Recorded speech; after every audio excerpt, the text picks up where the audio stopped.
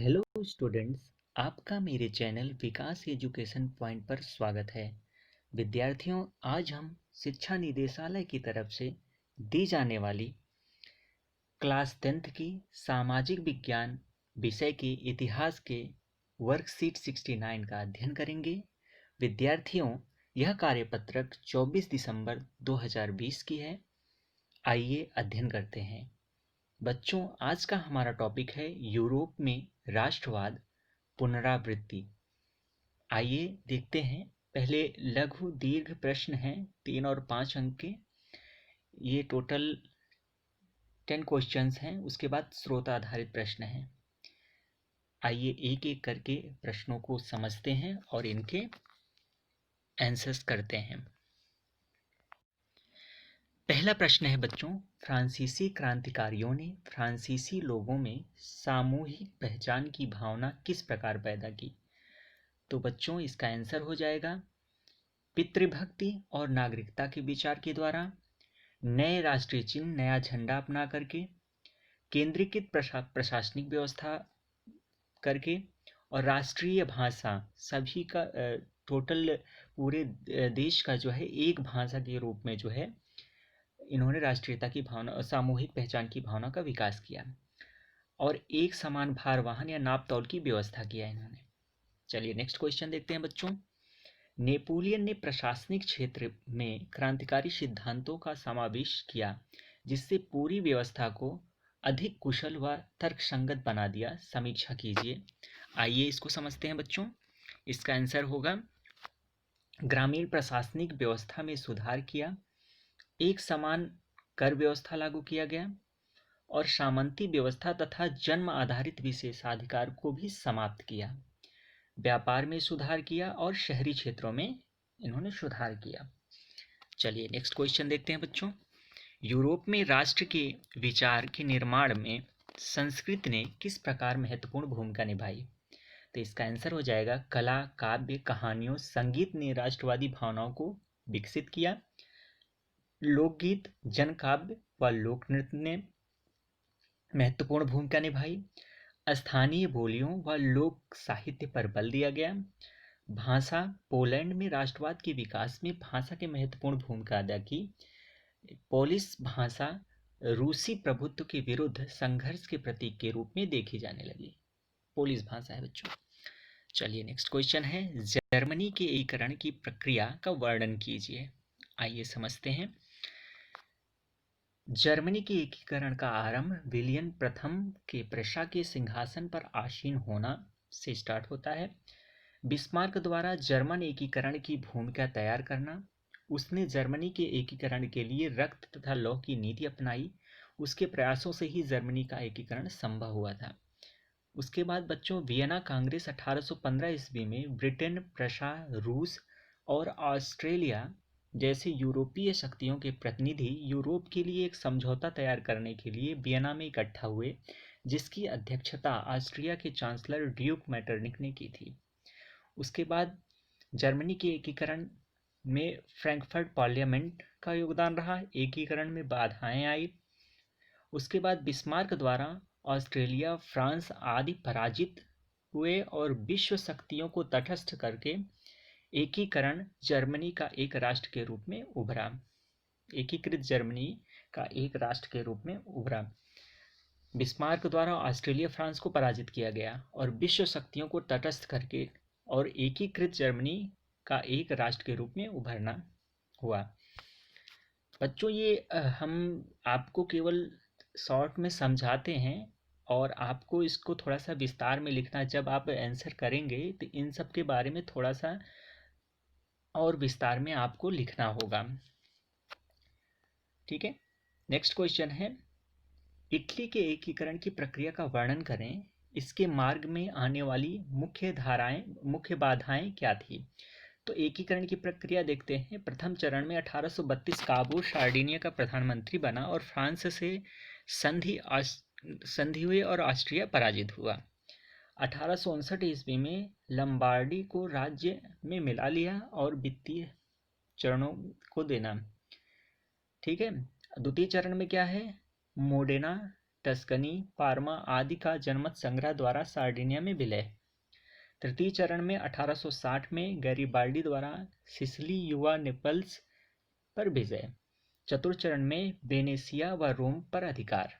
और 1871 ईस्वी में पोप से समझौता व एकीकृत इटली का उदय हुआ।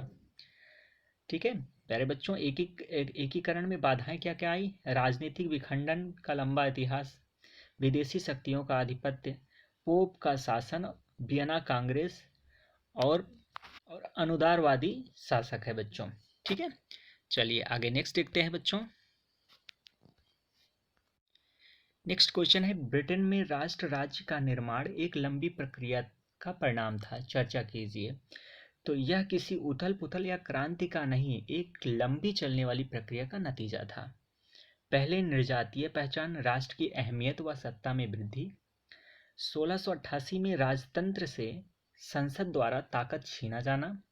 1707 ईस्वी में यूनाइटेड किंगडम ऑफ ब्रिटेन का गठन हुआ और स्कॉटलैंड पर प्रभुत्व। आयरलैंड को 1801 ईस्वी में बलपूर्वक यूनाइटेड किंगडम में शामिल कर लिया गया और नए ब्रिटेन राष्ट्र का निर्माण हुआ। आंग्ल संस्कृति का दबदबा हुआ। राष्ट्र के प्रतीक झंडा बार राष्ट्रगान को बढ़ावा। झंडा व, ये वहां पर हुआ कर लेना बच्चों, झंडा व राष्ट्रगान को बढ़ावा। राष्ट्रीय प्रतीक झंडा व राष्ट्रगान को बढ़ावा दिया गया। पुराने राष्ट्र मात्र सहयोगी के रूप में थे। चलिए नेक्स्ट क्वेश्चन है बच्चों, क्वेश्चन नंबर 7। यूरोप में राष्ट्रवाद के उत्थान के लिए कौन से कारण उत्तरदायी थे? तो इसका आंसर हो जाएगा, यूरोप में राष्ट्रवाद के उत्थान के लिए उत्तरदायी कारक हैं राष्ट्र राज्यों का उदय, लोकतांत्रिक सिद्धांत को बढ़ावा, सामाजिक राजनीतिक आर्थिक समानता पर बल, अन्य राष्ट्रों में मानवीय अधिकारों की मांग, निरंकुश राजतंत्रों में क्रांतिकारी प्रक्रियाएं। ठीक है, नेक्स्ट है बच्चों, 1804 ईस्वी की नागरिक संहिता के प्रावधानों का उल्लेख कीजिए। तो ये है, जन्म पर आधारित सुविधाओं की समाप्ति कर दी गई, संपत्ति के अधिकार की बहाली की गई, जमींदारी व सामंती व्यवस्था की समाप्ति हुई, यातायात तथा संचार व्यवस्था में सुधार हुआ, मानक नापतोल के पैमाने लगाए गए, एक राष्ट्र मुद्रा चलाई गई। ठीक है, नेक्स्ट क्वेश्चन है बच्चों, क्वेश्चन नंबर 9। 1830 का दशक यूरोप के लिए आर्थिक मुसीबतों को लाने वाला था, तर्कों सहित कथन की व्याख्या कीजिए। तो 1830 के दशक में यूरोप में तेजी से जनसंख्या वृद्धि हुई, बेरोजगारी, जिसकी वजह से बेरोजगारी में वृद्धि हुई। औद्योगिक विकास के कारण लघु उद्योग बर्बाद हो गए। बहुत सारे कल कारखाने, जब बड़े बड़े कारखाने स्टार्ट हो गए, प्रारंभ हो गए, तो ये छोटे कारखाने बंद हो गए, जिससे कि छोटे लघु उद्योग जो है वो बर्बाद हो गए। यूरोप के कई हिस्सों में अनाज की कमी का सामना करना पड़ा। चलिए नेक्स्ट क्वेश्चन है बच्चों, क्वेश्चन नंबर 10। 19वीं शताब्दी में महिलाओं के चित्र किस प्रकार राष्ट्रवाद के रूपक के रूप में परिवर्तित हो गए? उदाहरणों से व्याख्या कीजिए। 19वीं सदी में यूरोपीय राष्ट्रों को नारी रूपक के रूप में दर्शाया या प्रदर्शित किया गया। जर्मनी में जर्मेनिया और फ्रांस में मरियम राष्ट्र के रूपक थी। इन काल्पनिक रूपकों को शक्ति और ज्ञान का प्रतीक दर्शाया गया है।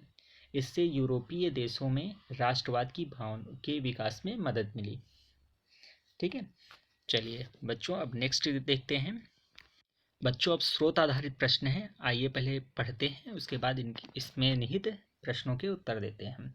नीचे दिए गए अनुच्छेद को पढ़िए एवं पूछे गए प्रश्नों के उत्तर दीजिए। फ्रांसीसी दार्शनिक अर्नेस्ट रेनन ने 1882 ईस्वी में सावान विश्वविद्यालय में एक दिन एक व्याख्यान में राष्ट्र की अपनी समझ को प्रस्तुत किया। बाद में यह व्याख्यान एक प्रसिद्ध निबंध के रूप में छपा, जिसका शीर्षक था राष्ट्र क्या है।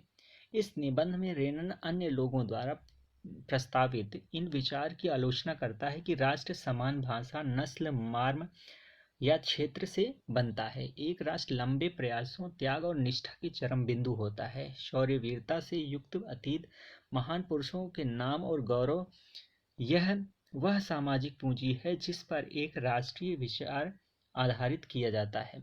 अतीत में समान गौरव का होना वर्तमान में एक समान इच्छा संकल्प का होना, साथ मिलकर महान काम करना और आगे ऐसे काम करने की इच्छा एक जन समूह होने की यह सबसे जरूरी शर्तें हैं। अतः राष्ट्र एक बड़ी और व्यापक एकता है जिसका अस्तित्व रोज होने वाला जनमत संग्रह है। प्रांत उससे निवासी हैं। अगर सलाह लिए जाने का किसी का अधिकार है तो वह निवासी ही है। किसी देश का विलय करने या किसी देश पर उसकी इच्छा के विरुद्ध कब्जा जमाए रखने के लिए में एक राष्ट्र की वास्तव में कोई दिलचस्पी नहीं है। राष्ट्र का अस्तित्व में होना एक अच्छी बात है, बल्कि यह एक ज़रूरत भी है। उनका होना स्वतंत्रता की गारंटी है, और अगर दुनिया में केवल एक कानून और उसका केवल एक मालिक होता है तो स्वतंत्रता का लोप हो जाएगा।